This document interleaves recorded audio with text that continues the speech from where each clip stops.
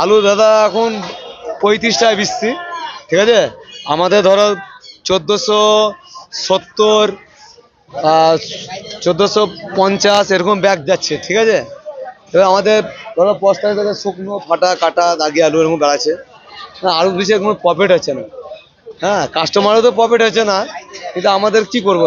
দাম তো অনেক বেশি এই সময়ে। এই সময় তো ওই যে লাস্টে ওই যে বৃষ্টিটা হলো না, নতুন আলুটা নষ্ট হয়ে গেল বলে এই জন্য আলু দামটা বাড়া। তারা তো বলছে এত রেট কেন। বললাম এরকম এরকম যেরকম বাজার যাচ্ছে, আমরা তো স্লিপ দেখালাম যে এরকম দাম 1470 1450 এরকম ব্যাগ পাইকারি বাজারে। এবার আজকে যেমন পেঁয়াজ আমরা এটা বেচছি 50-60 এরকম বেচছি, কি করবো? 46 টাকা কিনা পাইকারি। না, আমাদের কিছু বলেনি। দেখলাম রেট জিজ্ঞেস করছে যে বাজার কি দাম বিক্রি হচ্ছে, এটাই বললো আমাদেরকে। কোনো নির্দেশ দিয়েছে দাম কমানোর? না না, ওইসব কিছু বলেনি। কি করে, বাজার তো কাঁচা মালের রেট কোনো ঠিকঠাক না, আজ আছে কাল নাই, এরকম তো হচ্ছে।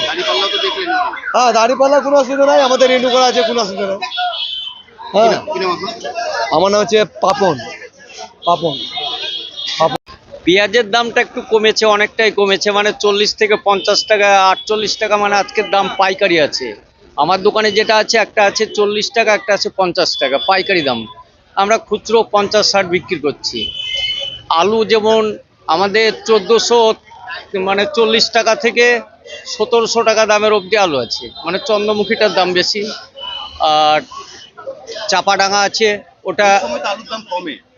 হ্যাঁ, এই বছর কমছে না, কি জন্য বলতে পারছি না, আমরা তো ঠিক বলতে পারছি না। এবার নতুন আলুটা এখনো সেভাবে উঠেনি তো, মানে ডাক বাংলা বিহার টিহার এইসব আলুগুলো নতুন আলু উঠে যায়, খুব সেভাবে আমদানি হয়নি।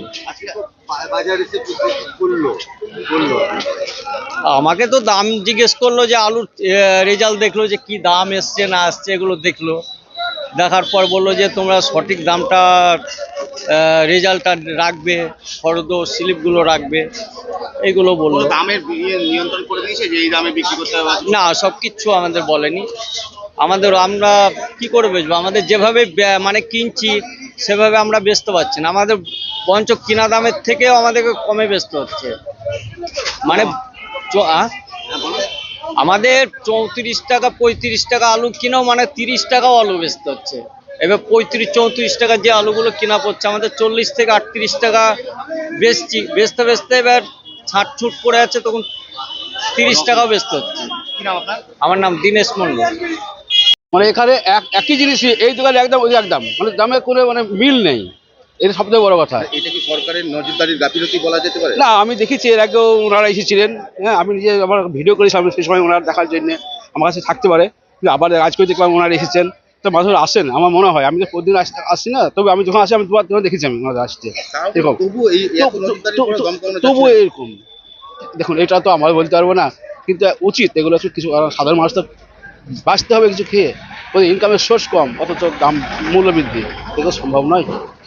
বাজারে আসলে পকেটে টান পড়ছে। হ্যাঁ, পটান পড়বে স্বাভাবিক, আর বড় ব্যাগে আরও যায় না, তলে পড়ে থাকে, যাই কিনুক পকেট ফাঁকা, আর এদিকে আপনার ব্যাগ ভর্তি হচ্ছে না, এই তো অবস্থা। ভর্তি গেলে পকেট ফাঁকা? হ্যাঁ, ভর্তি করতে নয়, অর্ধেক না হইতে পকেট ফাঁকা। কি চাইবেন আপনারা? আমি চাইছি মানুষ বেঁচে থাকুক, মানে দ্রব্য মূল্যটা ঠিক থাকুক, সবাই খেয়ে ফেলে বেঁচে থাকুক, এই বড় কথা। কি নাম আপনার? আমার সুজয় কুমার বর্মন।